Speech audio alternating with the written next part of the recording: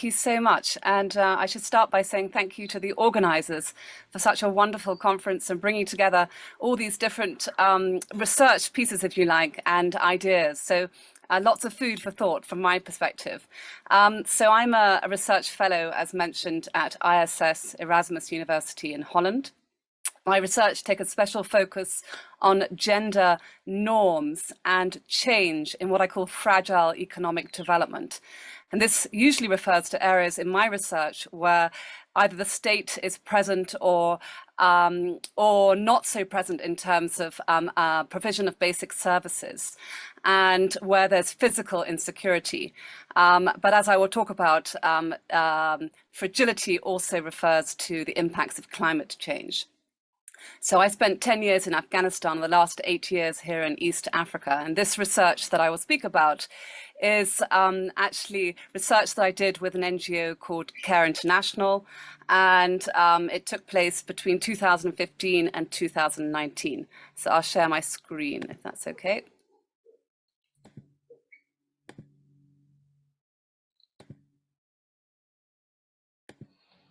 Okay, so I think we've had the title of my presentation. So I'm looking at agro-pastoralist communities in Ethiopia and Somalia.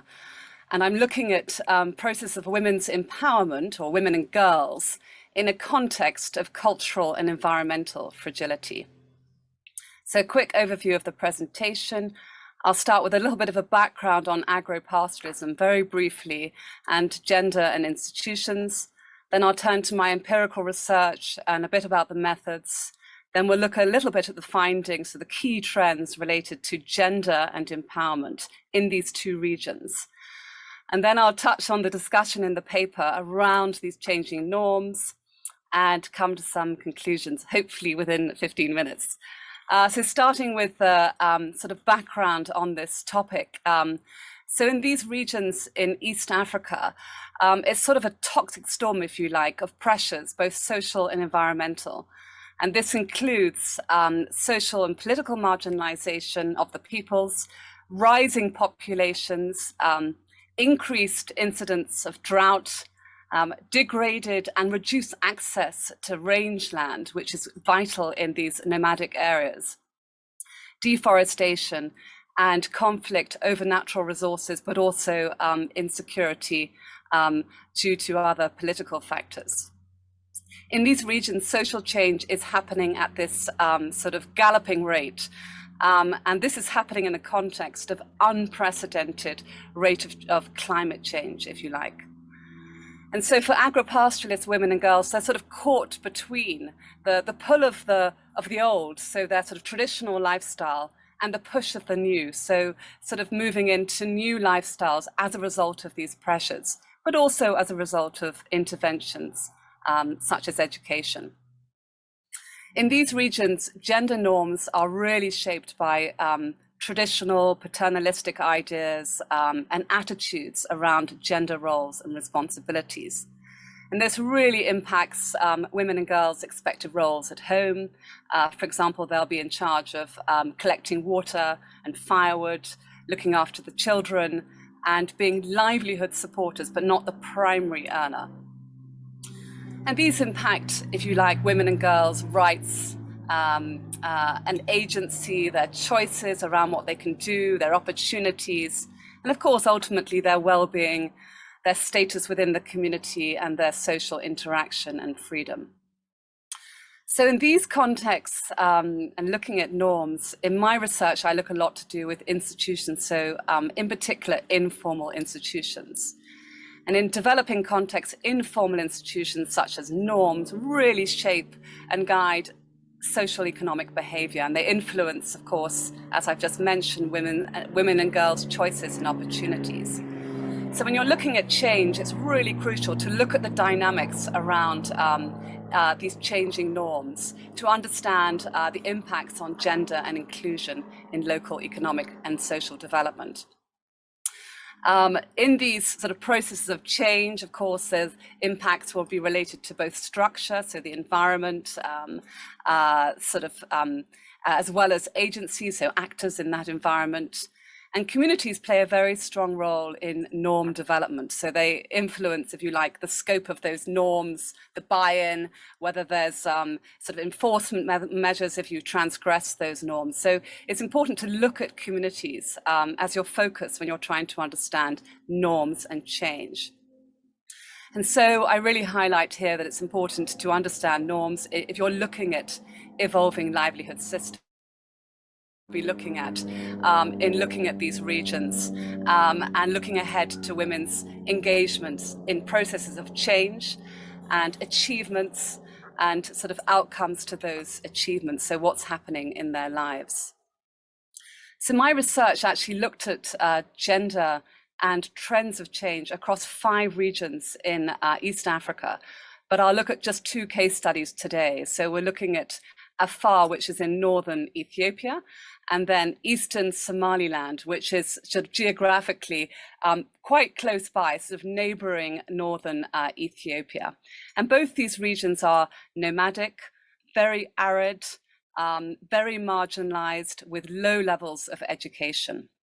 So the research looked at traditional norms, including those related to sexuality, for example, female genital mutilation, gender-based violence, marriage practices, looked through to domestic chores, so the burden of domestic work, engagement in household and community decision-making, control of productive assets, for example, land, livestock, and cash.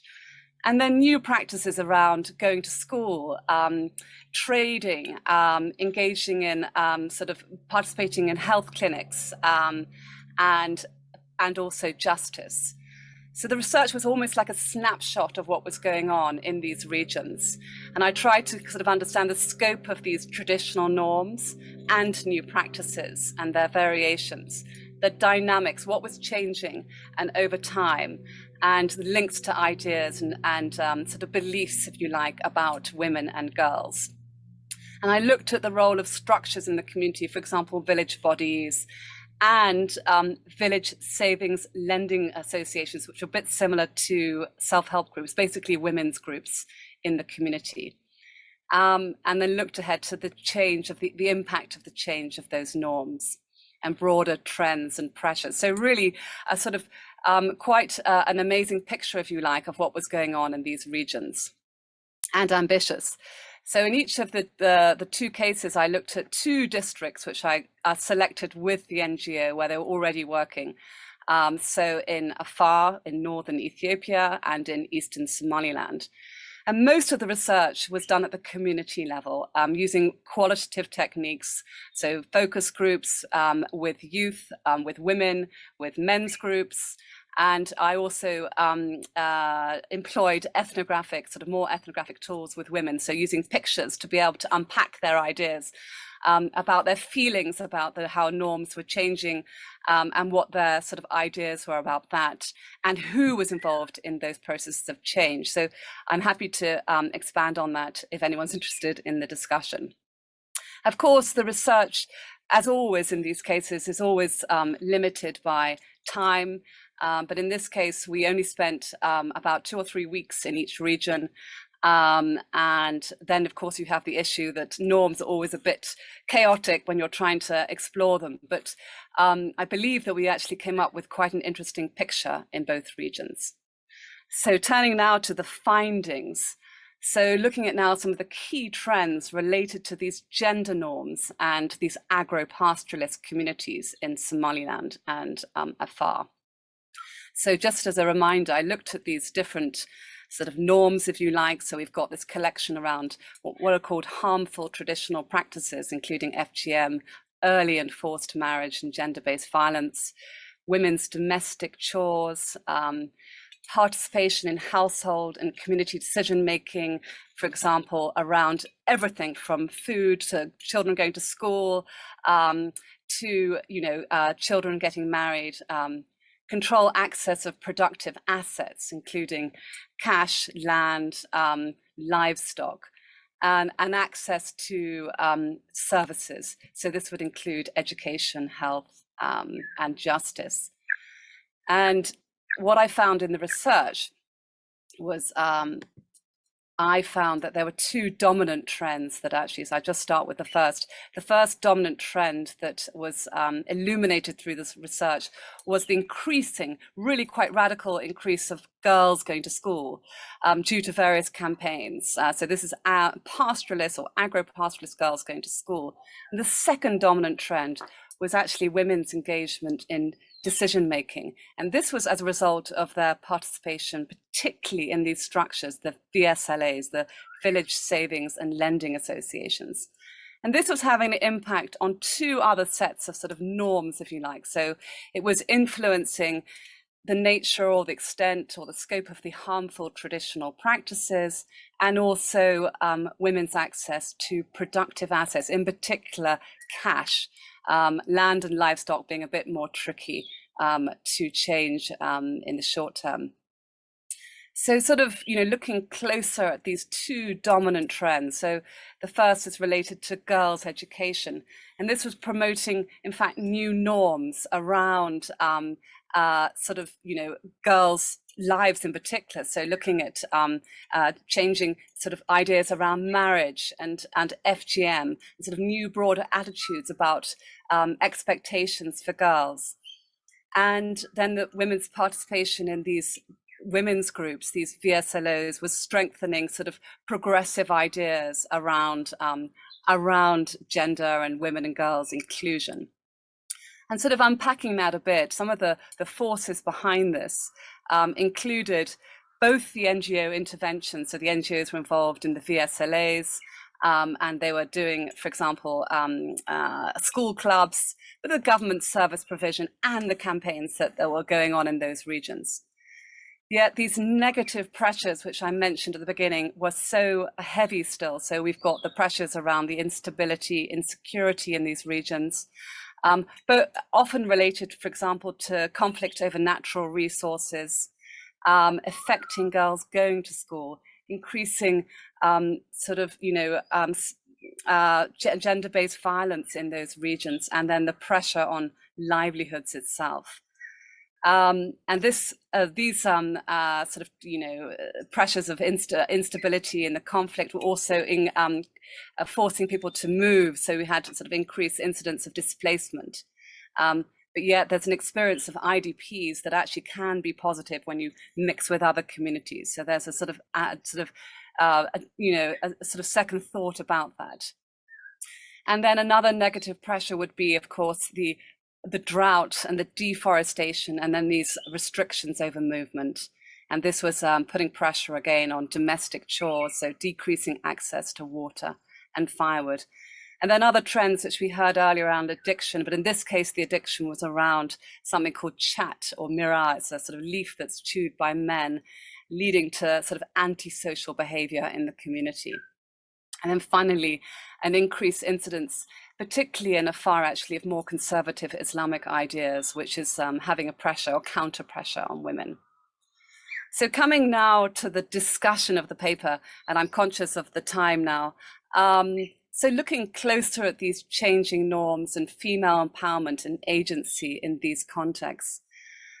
Well, I argue that it's really important to look at this sort of, what's going on in terms of their empowerment, to look close at this interaction of the norms themselves, and to understand more about the influence of, at that local level, of actors and structure, to understand the changing nature of women and girls' agency and how that's influencing their choice around their lives, access to services and so forth. So this influences both their individual agency, so their ability to act, and their collective agency, so sort of coming together and being able to stand up together. So in the first part of my discussion, I sort of draw attention to a girl's changing agency through school, but yet arrested development. So sort of the pressures of the environment, for one, so the issues around the domestic chores, for example, but also the limited social dialogue within the community. So as much as the schools there had been a promotion of going to school, there still wasn't enough getting on board of the communities themselves. And so without that, there isn't that sort of buy-in by the communities to ensure that girls do go to school. And then as I mentioned, those negative social pressures and religious ideas. And the second part of the discussion, I draw attention to, in fact, through the VSLAs, a kind of consolidation of gains. So a sort of like maybe a multiplier effect. So with the girls going to school and then at the same time, the VSLAs, it sort of comes together in a sort of joint force around women and girls empowerment. So this is having an impact on gender roles and responsibilities. And the shifts and ideas around that, particularly related to women getting involved in trading, women's engagement in decision making at the household level and the community level. Yet all of this still remains uncertain with those overall pressures in the context that they're living in. And so I highlight in the paper about the physical limits to women's what I call collective agency through these VSLAs due to these environmental and security constraints, which has increased conflict over natural resources and so forth. So this is a scheme that I actually discuss more in the paper. It's really looking at the interaction of these norms. So on one hand, the girls going to school and with all the ripple effects of that, and then the women's engagement in the VSLAs. But I won't go through it in details, just to really highlight actually the interaction of pathways of change and the nature of evolving norms. So you can't look at it separately. You have to look at these things together to understand their impact in the community. So I sort of draw attention to this sort of interaction between these pathways and between these sort of norms of change, if you like. So in conclusion, for the theory, I highlight really, as I say, the importance of looking at more closely and appreciating the interaction of norms in what I call fragile processes of institutional change, so norm change, and then the influence of those local actors and the local environment. In terms of policy, I think what's really crucial for development actors is to appreciate in these regions the fast changing nature of that context in order to be able to design appropriate development policies.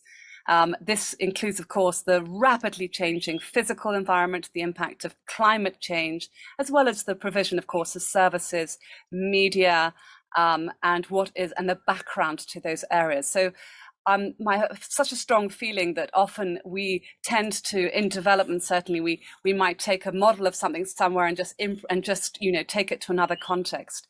And what I'm trying to say here is it's really important to understand that local context and what is going on, in particular in these sort of very fragile agro-pastoralist regions.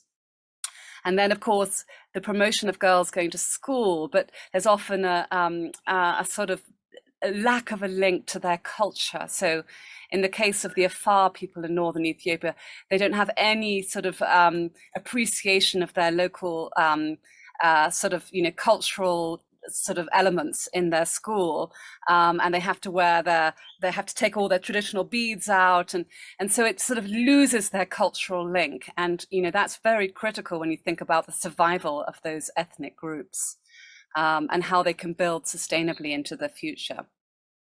And then, of course, I always highlight the importance of these women's structures, so whether it's self-help groups or VSLAs, as really crucial platforms for women's inclusion and development, but also their activism. So often these VSLAs or self-help groups are formed on the basis of sort of microcredit opportunities for enterprise, but it goes far beyond that. In the case of Afar, the women actually, some of these groups are turned into sort of mini watchdogs around looking at sort of forced marriage and quietly alerting the head of the chief of the community before such sort of incidents happened, and FGM. So really important platforms for women to come together.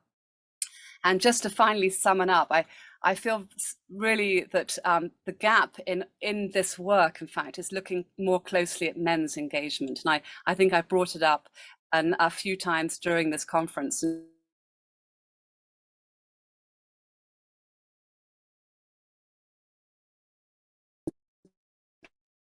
trying to understand how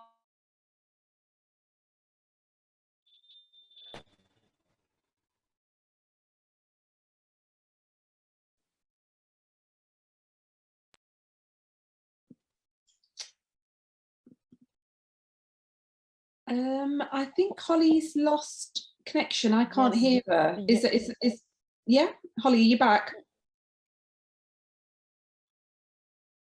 Oh yes, I'm here. Yes. Did you miss the last bit? Yeah, Yes, you seem to have cut out for a period of time. Not long, probably just Okay. Did you get the? just the very last bit. So I was just saying the last point about the gap in men's engagement and, just having a closer look at what's going on with the men in the community. If we want to look at sustainable futures, if we want to understand the role of men and women in the community and how we can sort of move forward in a time of climate change, it's not just about the women, it's understanding what's going on with the men and what's going on with their changing norms and pressures. So I feel that the other side of gender needs attention too.